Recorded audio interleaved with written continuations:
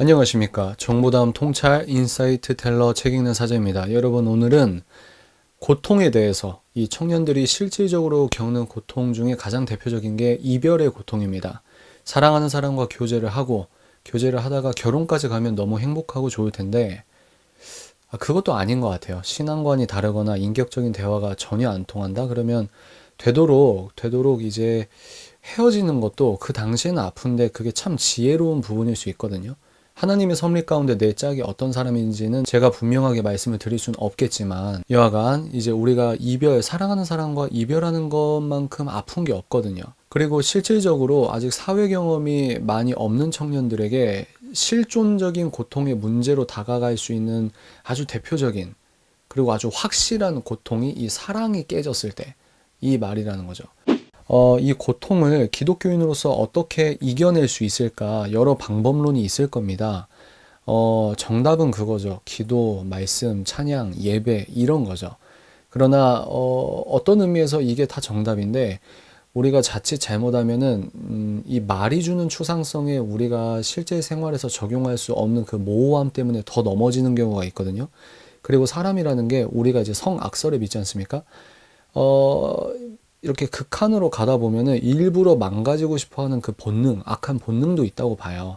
그래서 그 모호함이 우리를 더욱더 다치게 할 수 있다. 그래서 제가 드리는 말씀은 그 길을 가기 위한 예배자로 바로 서기 위한 그 길목에서 어떻게 조금이라도 더 피상성을 걷어낼 수 있는가에 대한 구체적인 방법론이라고 생각하시면 될 것 같습니다. 물론 제가 하는 이야기가 다 맞는 건 아니에요. 첫 번째는 일상성을 유지해야 합니다. 이거는 여러분 제가 하는 말이 다 책에서 이렇게 본 내용이에요. 근데 그 책의 출처를 찾을 수가 없어요. 그래서 여러분 출처를 제가 막 멋있게 보여드리고 싶은데 카페에서 우리가 논리적인 거 말고 카페에서 그냥 편하게 이야기하듯이 여러분들 그렇게 이해하시면 될 것 같습니다.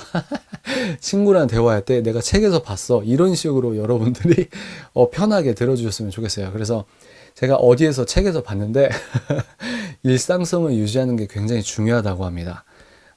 그래서 힘들다고 여러분 고통이 심하다고 해서 휴가를 쓰거나 막 멀리 떠나는 분 있잖아요. 드라마에서 보면 막 바다 가고 막 이런 게 있는데 실질적으로 그게 더 위험하대요. 그래서 여러분이 힘들면 힘들수록 뭐 너무 아프거나 이러면 뭐 병가를 쓸 수도 있고 이러겠지만 되도록 힘들수록 일상성을 유지하십시오.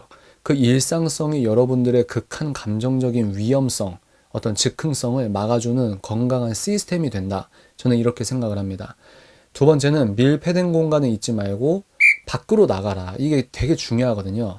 사람은 원죄성에 의거해서 기본적으로 우울을 향하고 싶어하는 마음이 있다고 생각합니다.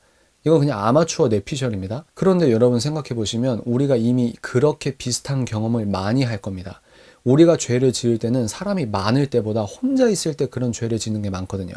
그래서 내가 슬프고 고통스럽고 그러면 이게 잘못 빠지면 하나님을 향한 원망으로 향할 수도 있단 말입니다. 아니면 자기 자신을 향한 어떤 자괴나 어떤 자해나 어떤 영적인 자해, 정신적 자해로도 이어질 수가 있겠고요. 그래서 밀폐된 공간에 있지 마시고 여러분 생각해 보세요. 우리가 밖에 나가서 햇볕을 쬐는 것만으로도 비타민 D가 활성화된다는 게 너무 신기하지 않습니까? 이게 기독교인으로서 우리는 하나님께서 온 세상을 만들었다고 생각하는 사람이기 때문에 이 일상에서도 우리가 하나님의 은혜 가운데 완벽한 어떤 건강의 논리라고 할까요? 이런 것들이 진행이 된다고 봐요. 그래서 여러분들이 밀폐된 공간이 아니라 밖에 나가세요. 방 안에서 울지 마시고 이불 뒤집어 쓰고 울지 마시고 차라리 산책하면서 울라는 겁니다. 산책을 하시고 숨 냄새를 맡으시고 복식 호흡하시고 하늘을 보시고 그런 거죠. 어떤 느낌인지 아시겠죠? 낮에 산책을 하시려면 햇빛을 충분히 받으시고 그래서 비타민 D가 부족한 사람한테 이런 처방도 하더라고요. 선크림을 바르지 말고 비타민 D를 좀 햇볕을 좀 받으시라. 어떤 의미인지 아시겠죠? 그래서 특히나 우리가 도심에서 사시는 분들은 이 자연에 대해서 의미 부여를 하거나 차분하게 어떤 산책을 하거나 이게 힘들 수 있는데 오히려 내가 힘들고 힘들 때 차분한 마음으로 밖에 나가서 이 자연을 느끼시고 충분히 걸으시고 실제로 걷다 보면은 뭐 그런 거 있잖아요. 도파민이 나오고 더 긍정적으로 생각할 수 있고 이런 게 있으니까. 그래서 걷고 또 걸으시라. 이게 되게 중요합니다. 정말 많이 걸으라. 하루에 3만 보 한번 걸어오세요. 그러면 집에 와서 불면증이 무슨 말입니까? 그냥 자는 거예요. 그래서 그런 것들을 여러분들이 잘 생각해 보시라. 밖에 나가시라. 이거죠. 세 번째는 자기 집, 자기 방 이런 데서 말고 동네 카페에 나가시라. 그래서 카페에 나가서 뭘 하냐? 노트북을 들고 나가서 성경을 필사하시라. 이게 되게 중요합니다. 제가 책에서 봤어요. 어떤 책인지 기억은 안 나지만 그 정신과 치료 중에 그 이제 경제 매거진이나 이런 것들을 필사하는 어떤 치료법이 있다고 하더라고요. 그러니까 어떤 도착증이나 중독이 있는 이런 사람들에게 이 잡다한 생각을 자연스럽게 희석시키고 마모시킬 수 있는 것들을 이제 경제 매거진이나 계속 글을 쓰면서 나도 모르게 그게 이제 치료가 되는 부분인가 봐요. 이러한 논리처럼 사람이라는 게 잡다한 생각을 가장 빨리 없앨 수 있는 건 뭐냐면 이 생각을 안 해야지 이러면 더욱더 이 생각에 빠진다고 하는 게 이제 프레임 이론 아닙니까? 근데 그게 아니라 다른 글씨를 넣어줘야 돼요. 근데 사람들은 뭐 경제 매거진, 어떤 매거진, 뭐 칼럼 이렇게 말을 소설책이 될 수도 있고요. 이렇게 말을 하지만 우리는 성경이 있다는 거죠. 성경은 일반 책이 아니지 않습니까?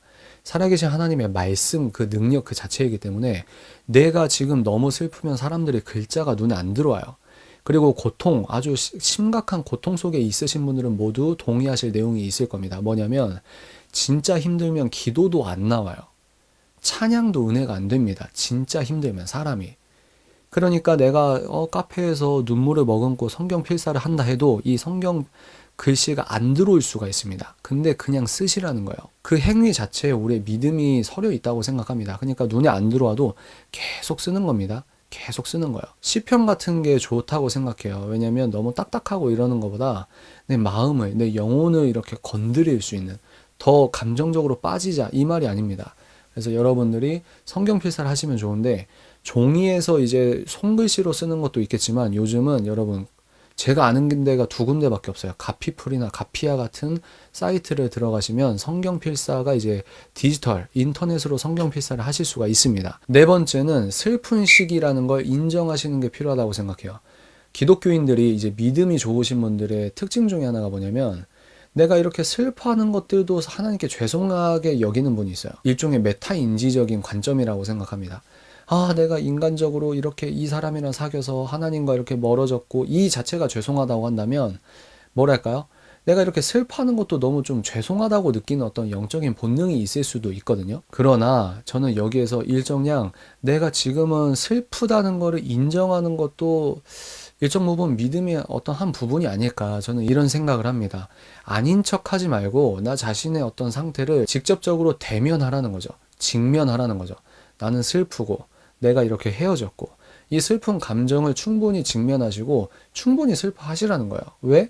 시간이 지나면 이게 다 마무리가 됩니다. 이 모든 건 지나가거든요. 지나가요. 시간이 흐르면 아무리 슬프고 내가 괴롭다 하더라도 시간이 해결해 주는 게 있습니다. 어른들 말씀 하나 틀린 거 없어요. 성경 말씀 틀린 거 하나도 없습니다. 인간의 어떤 처세나 이런 것들을 보시려면 잠언을 읽으시면 도움이 많이 되거든요. 일단 여하간 슬픔을 인정하고 충분히 슬퍼하시라. 그렇게 말씀을 드립니다. 마지막이 중요합니다. 이 여러분들께서 겪는 고통을 매개 삼아서 예수님을 여러분이 탐구하셔야 돼요. 바꿔 말하면 여러분이 진짜 겪는 진짜 고통을 통해서 예수님을 만나야 됩니다. 여러분들 진짜 아프잖아요. 그러면 이 실질적인 고통, 내가 그동안 예수님을 추상적으로 생각해 왔단 말이죠. 어릴 때부터 교리적으로 성경 말씀을 듣고 교리를 외우는데 알긴 알아요. 머리로 나는데 실제로 우리가 찢어질 듯한 고통을 겪는 시즌이 별로 없거든요. 그러면 내가 그 고통을 겪을 때가 추상적인 내 머리로 알았던 예수 그리스도의 인격적 사랑을 심장으로 내 마음으로 내려오게 할 수 있는 유일한 고속도로가 고통이다. 저는 이렇게 생각을 합니다. 한국 청년들이 고통을 겪을 수 있는 카테고리는 국한되어 있습니다. 지정학적 위치와 고통이 저는 어느 정도 상관관계가 있다고 봐요. 그래서 우리나라 청년들이 겪을 수 있는 고통 중에 가장 큰 카테고리는 사랑, 그리고 미래에 대한 두려움, 뭐 취업 문제일 수도 있고요. 그리고 가정 문제, 뭐 친구 문제, 인간관계. 이 세 가지가 가장 큰 카테고리라고 생각할 수 있으면 여기에서 이제 사랑이라는 거에 대해 내가 실질적으로 고통을 느낄 때 아, 예수님은 이 고통보다 더 아프셨다는 말이야? 이게 열려야 돼요. 그리고 이게 열리려면 은혜밖에 없습니다. 하나님께서 은혜를 주셔야 이 머리에서 가슴으로 내려오는 이 뭐랄까요? 원죄성에 의거한 데 차가운 얼음벽이 깨지게 된다. 저는 이렇게 봅니다. 그래서 여러분 그렇게 힘드실 때 아니 내가 이렇게 이별 때문에 힘든데 무슨 자꾸 예수님 얘기야. 이거 자체가 여러분이 그동안 신앙과 생활에 분리해서 생각했다. 분리해서 예배 생활을 했다. 잘못된 거죠. 그건 틀린 겁니다. 여러분이 어떤 카테고리를 통해서 실제 고통을 느낀다더라도 그 고통을 통해서 우린 예수님을 만나야 된다. 예수님을 묵상하자. 예수님을 탐구하자. 예수님께서 이렇게 더 아프셨단 말이야. 뭐 혹시라도 외도 때문에 정말 사람에 대한 배신감 때문에 헤어졌다? 그러면 생각을 하는 거죠. 하나님, 저렇게 나는 저 사람 미워서 이렇게 용서가 안 되는데 하나님은 저 사람이든 나든 이렇게 부족한 걸 아시면서도 나를 위해 죽으셨다는 거예요? 여기서 이게 복음의 능력이 팡 터지는 겁니다. 저 개인적으로는 그렇게 생각해요. 내가 얼마나 부족하다는 사실을 직면했을 때 아니 예수님은 이것까지 알면서도 나를 사랑하셨다는 거야? 이것까지 알면서 나를 사랑하고 계신다는 거야?